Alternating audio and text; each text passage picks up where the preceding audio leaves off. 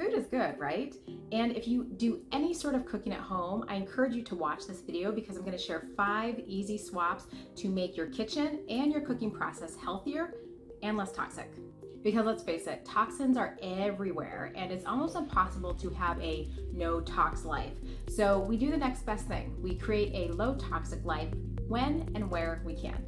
So let's review 5 easy swaps you can make to decrease your toxic load in your kitchen and in your cooking process. But first, if you could like this video and subscribe to my channel for all things elevating your mind, body, and spirit and feel good while doing it, I appreciate that. First swap you want to make is to ditch the aluminum foil. I know this is a hard one. It's a staple that we've all grown up with and gotten used to, but our bodies don't like aluminum. Repeated exposure to aluminum and its accumulation in the body have negative side effects. Some of those negative side effects include neurological problems like Alzheimer's, Parkinson's, and other cognitive disorders. And it's not fully understood, but aluminum may contribute to the formation of harmful proteins in the brain and disrupt normal brain function. Aluminum can also build up in the bones and may contribute to development of bone disorders like osteoporosis and osteomalacia. Also, inhalation of high levels of aluminum dust or fumes can lead to respiratory problems like chronic bronchitis and asthma. And our precious kidneys are responsible for filtering out excess aluminum from our body. However, prolonged exposure to high levels of aluminum can damage the kidneys and lead to kidney problems like chronic kidney disease. And in some cases, high levels of aluminum exposure can interfere with the body's ability to absorb and use iron, which can lead to anemia. So using less aluminum whenever possible, especially through food and drink sources, is important. What I suggest in place of aluminum on the daily, really, is parchment paper. Parchment paper is a great alternative to baking, roasting, and cooking. It's non-toxic, it's non-stick, and it won't leach harmful chemicals into your food like an aluminum foil can. Second swap is to get rid of the non-stick cookware. I'm sure you've heard this one before. This one hurts a bit too because non-stick makes such easy cleanup, but better switch your mindset around taking a few extra minutes to clean a pan now than spending a few extra years cleaning up your health later. Non-stick coatings may contain pure fluorooctanoic acid, not sure if I'm pronouncing that right, but it's one of the many chemicals that is used in things like carpet, upholstery, floor wax, textiles, firefighting foam. So all of that can leach into your food and potentially cause all sorts of problems, including different types of cancers and other inflammatory-based diseases. Ugh. Using cookware made from other materials like stainless steel or cast iron is much healthier and a more durable option, obviously, and a healthier choice. I've talked about this next swap before. The third swap is using glass containers instead of plastic.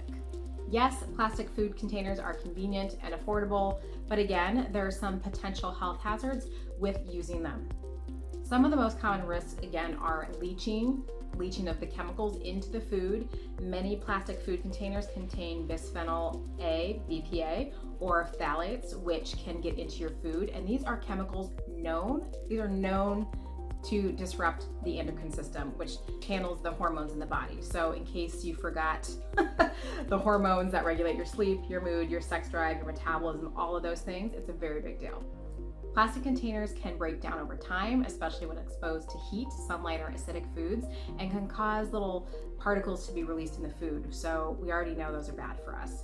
And they also can be difficult to clean thoroughly, especially if they have scratches or cracks, and this can create a breeding ground for bacteria and can cause foodborne illness, and nobody likes a stomach flu. And lastly, to put the cherry on top, plastic food containers are not biodegradable, of course, and we already have a plastic pollution issue, so they're not only toxic to us, they're toxic to the environment too. You might be like, okay, Clarita, so what about BPA containers? I mean, it's a nice attempt. Follow your gut on that, maybe do some research, but I personally would not trust that. A better solution is to use glass containers. They are hands down safer alternatives than plastic.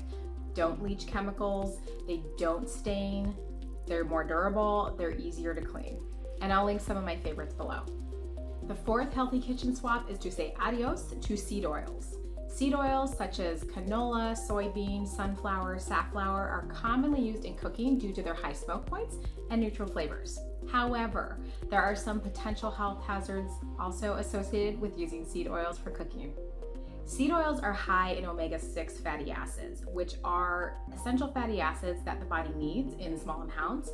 However, excessive consumption of omega-6s is systemically inflammatory to the body, and low-grade chronic inflammation is like the foundation of all Western diseases. So let's not add more inflammation to our body than it already has.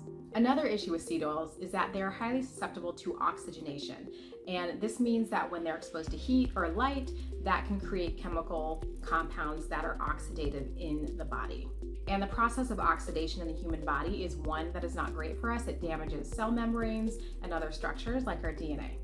Some seed oils, such as partially hydrogenated soybean oil, contains trans fats that have been linked to increased risk of heart disease, inflammation, and other health problems. The processing and refining of seed oil often uses chemicals at high temperatures, which also could create harmful byproducts and strip the oils of their natural nutrients in the first place.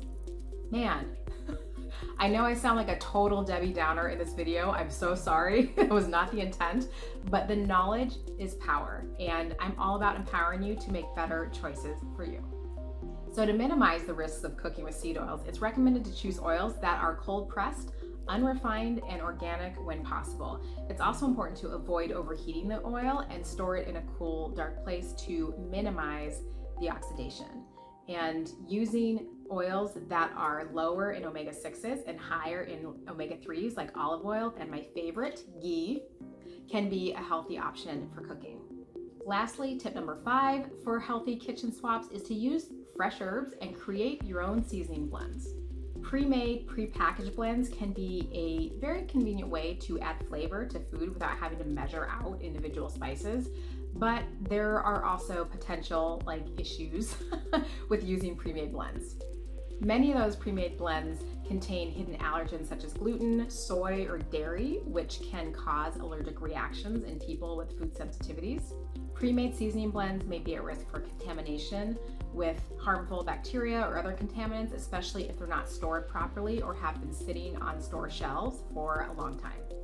Sea salt, fresh cracked black pepper, and using fresh or dried herbs to season your food are seriously where it's at and are so much more flavorful and healthier. So thanks for watching my kitchen rant. I hope to help you make some better informed choices and healthier swaps for your cooking and your kitchen.